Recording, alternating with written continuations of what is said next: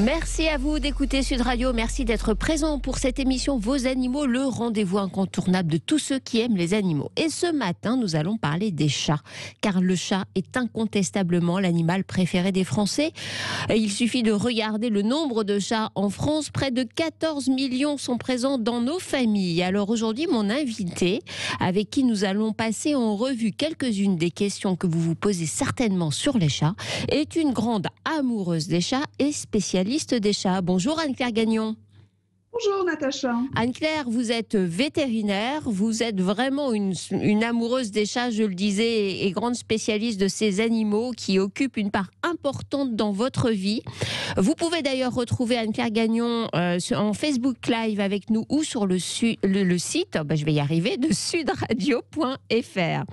Anne-Claire, beaucoup de questions se posent sur nos chats, des questions parfois qui sont un peu décorrélées de la réalité, donc avec vous, on va essayer de remettre un peu les pendules à l'heure ce matin pour lutter contre ces idées reçues que l'on peut avoir sur les chats ou parfois conforter certaines croyances un peu fortes.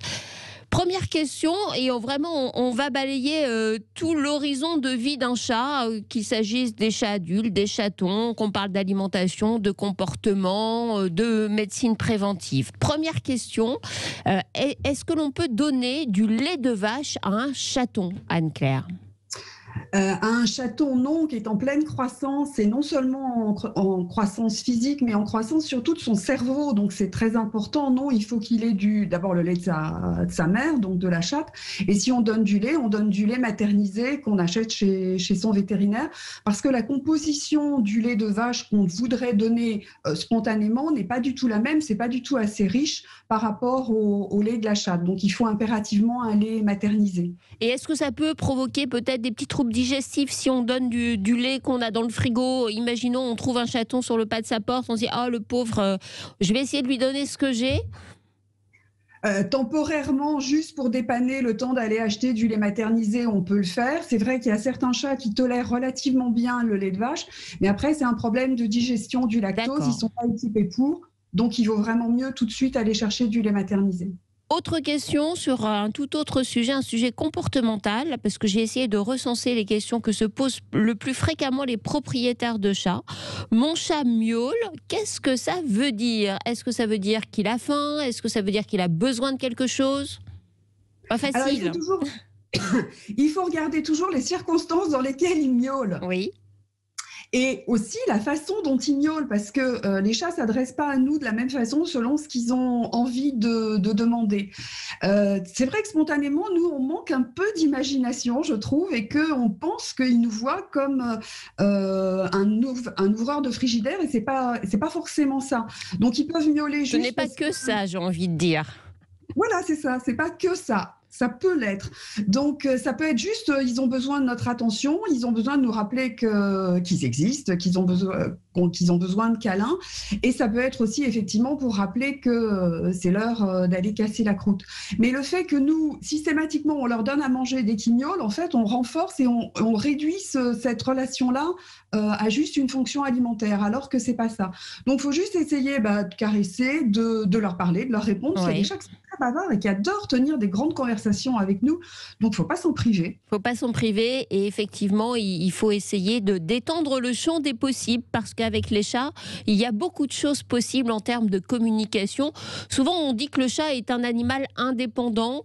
Ça veut dire quoi? Qu'est-ce qu'on met derrière ce mot indépendance chez le chat, Anne-Claire? Alors en fait, indépendant, c'est le fait qu'il est autonome. C'est vrai que psychiquement, il est complètement autonome et donc très différent du chien.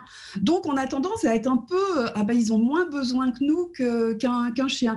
Mais ça a tout son charme, et au contraire, je pense qu'il y a beaucoup de personnes, et vous le disiez, il y a 14 millions de chats en France, qui adorent justement un animal qui se comporte comme d'égal à égal avec nous, donc finalement en adulte. Et puis de temps en temps, ils ont leur côté redevenir un chaton quand ils se mettent à pétrir sur nos genoux.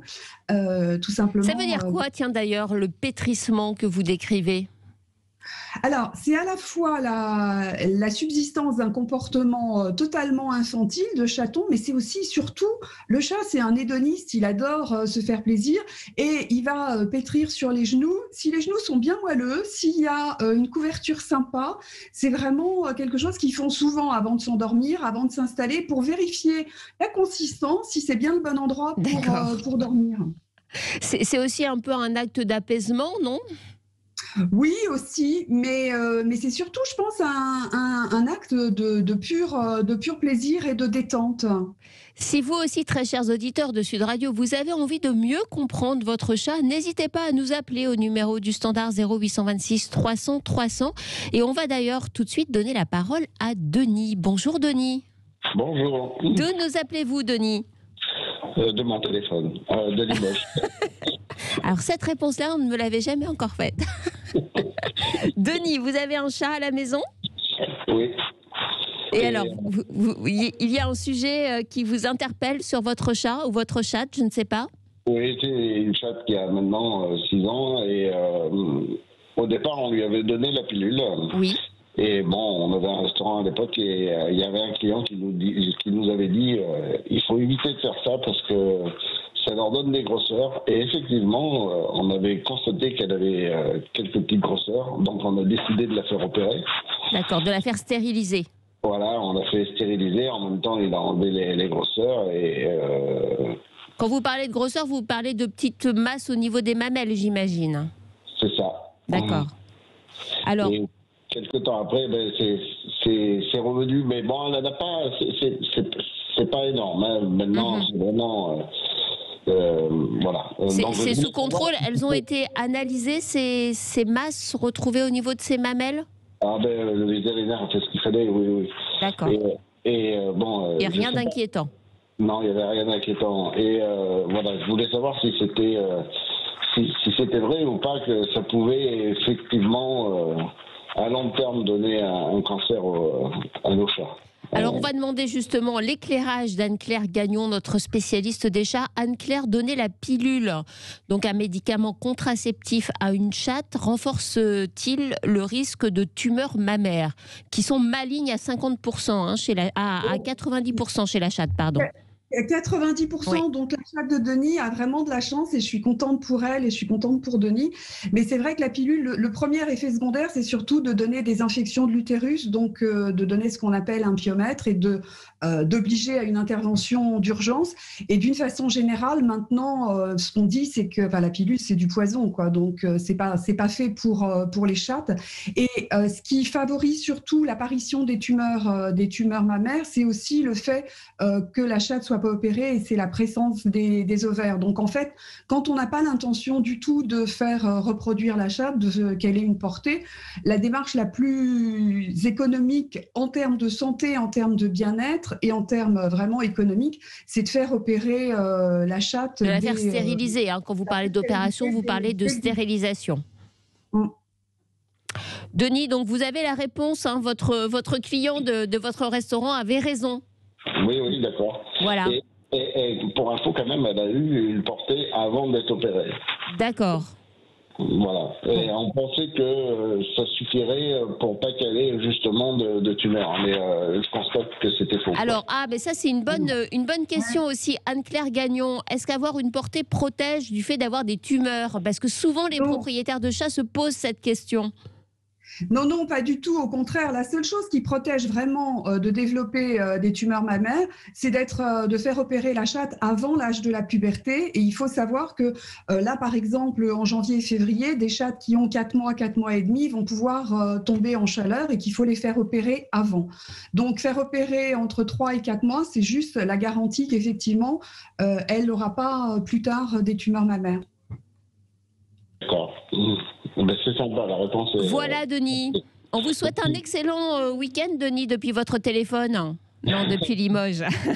Allez, bon week-end à vous. Merci d'écouter vos animaux. Beaucoup d'appels au standard de Sud Radio ce matin pour poser des questions sur votre chat, essayer de comprendre le fonctionnement des chats.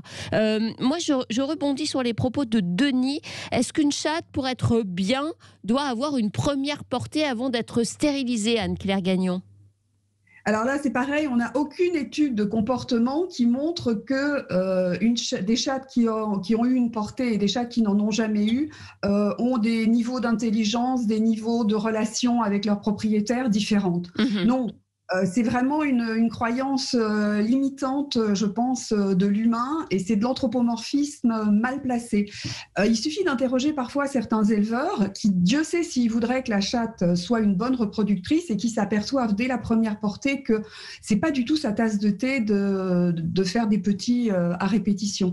Donc non, si les gens véritablement souhaitent que la chatte ait une portée, s'ils ont 4 ou 5 familles à côté d'eux, prêts à adopter 5 chatons, c'est parfait. Mais dans la majorité des cas, c'est pas la peine d'imposer à la chatte d'avoir une première portée. On la stérilise dès que c'est possible, le plus tôt possible. Et il faut pas se mettre cette obligation qui n'a pas de sens. Ni physiologique ni éthologique. On repart au standard de Sud Radio avec Florence. Bonjour Florence. Bonjour à tous. Merci d'être avec nous Florence. D'où nous appelez-vous ? Oui, ça me fait plaisir aussi. J'appelle de Périgueux. De Périgueux. Eh bien, nous vous écoutons, Florence. Eh bien, voilà, moi j'ai un petit chat, enfin un chat qui est adulte puisqu'il a 4 ans maintenant, que j'ai recueilli très très jeune. Il devait être à peine sevré, il était dans la rue. Et ce petit mâle, stérilisé au moment où il fallait le faire, continue, il est très très affectueux, mais il a tendance à me mordiller sa maîtresse. Alors je sais qu'il le fait par affection, évidemment, c'est pas de l'agressivité, mais c'est parfois ennuyeux. C'est un peu embêtant. Je me pose toujours la question pourquoi il fait ça, et puis j'arrive pas à le corriger, il n'y a rien à faire. Alors Anne-Claire, 2 questions en une. Pourquoi le chat de Florence la mordille-t-elle, et est-ce qu'on peut réussir à éviter ce comportement ? Alors, effectivement, les chats qui n'ont pas été, qui ont pas été sevrés, et puis surtout qui ont perdu leur maman, puisque là, visiblement, ce chat a été trouvé dans la rue, ont une éducation qui n'est pas complètement finie, et qu'ils n'ont pas appris à arrêter de mordre, ce qu'on appelle l'inhibition de la morsure. Mais dans le cas de Florence, est-ce que vous pouvez me dire ce que vous faites quand il vous mordit ? Parce que le chaton, votre chat ne vous mordit pas par affection, c'est par jeu. Oui, moi je dis affection, mais on va dire il est tellement, il a un regard, quand il me voit pas, il est perdu. Je pense bien qu'effectivement il n'a pas eu les codes avec sa maman. Et qu'est-ce qu'on fait ? Souvent, au début, je jouais avec lui. Donc je lui donnais les mains, il mordillait les mains. Pour vous expliquer, c'est amusant, mais parfois ça peut être un peu agaçant. Je me promène dans la maison, il me suit comme s'il suivait sa petite proie, et puis d'un seul coup, quand je tourne les talons, tac, il s'avance, alors il avance sa petite gueule, et puis pof, il plante les dents. Maintenant, alors ça, c'est pas bien. Il m'arrache pas, il sort pas les griffes. Voilà. Bon, Anne-Claire, qu'est-ce qu'on peut répondre à Florence ? Florence, c'est absolument génial tout ce que vous avez raconté de la séquence, parce qu'effectivement, votre chat, c'est de la prédation par jeu, donc c'est pas de l'affection.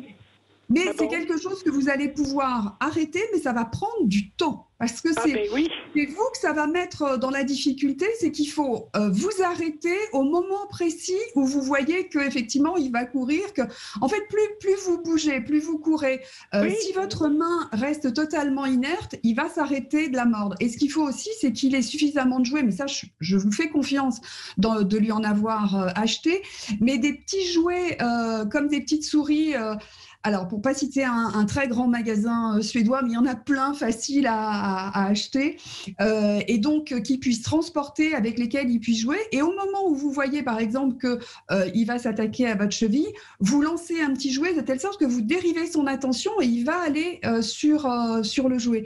Et la difficulté pour vous, et je conçois que ce ne sera pas facile et que ça va prendre du temps, c'est qu'il faut être systématique. Or, vous avez été relativement systématique quand il était petit en tolérant qu'il joue. Donc, vous avez renforcé son comportement de mordillement. Et maintenant, il va falloir faire la machine inverse. Mais si vous appliquez toutes les... Vous allez y arriver parce que, 1, vous avez parfaitement observé ce qu'il fait, et 2, vous avez exprimé la volonté que ça s'arrête. Si vous appliquez tout ce que vous dit Anne-Claire Gagnon, ça devrait aller mieux, Florence. Merci beaucoup pour votre appel. On a Elisabeth qui a également une question à nous poser sur son chat. Bonjour Elisabeth. Oui, allô, bonjour. Alors moi, j'ai des questions sur la santé de mes chats. Oui. J'en ai une par rapport à un chat que j'ai adopté à la SPA il y a... Ah, j'ai pas oublié. Que j'ai adopté à la SPA il y a environ 6 mois. Et en fait, ce chat, il fait une coryza chronique. D'accord. Et bon, mine de rien, ça coûte des frais dans les soins. Mais ma question était, est-ce que ça peut réduire ça peut Sa longévité? Voilà, c'est ça le mot. Sa longévité. Anne-Claire, qu'est-ce qu'on peut répondre justement à Elisabeth sur le coryza chronique et l'impact sur la santé et la durée de vie de son chat? Et si j'ai bien compris, Anne-Claire Elisabeth a plusieurs chats. Donc quand on parle de coryza chronique, il y a peut-être un risque aussi pour ses autres chats. Rapidement, parce qu'on a encore un appel à prendre au standard. Alors, sur l'espérance de vie, ça n'a pas vraiment d'impact, mais sur la qualité de vie, c'est sûr qu'il faut bien prendre en charge les récidives de coryza. Et pour ces autres chats, il faut qu'ils soient parfaitement vaccinés contre le coryza. Voilà, Elisabeth. Désolée, car je souhaitais prendre un autre auditeur au standard, mais ça ne va pas être possible, car le temps nous est compté ce matin. Vous avez été extrêmement nombreux à nous poser des questions sur les chats. Je crois qu'on va remettre ce sujet sur la table dans peu de temps, Anne-Claire Gagnon, si vous en êtes d'accord, car ce sujet intéresse beaucoup les auditeurs de Sud Radio. Merci pour votre éclairage, Anne-Claire Gagnon. Je rappelle que vous êtes spécialiste des chats et que vous avez écrit de nombreux ouvrages sur les chats que l'on peut retrouver sur Internet très facilement si vous voulez de plus amples explications. Allez, on marque une courte pause et on se retrouve après pour une séquence faune sauvage où on va partir dans le Grand Nord.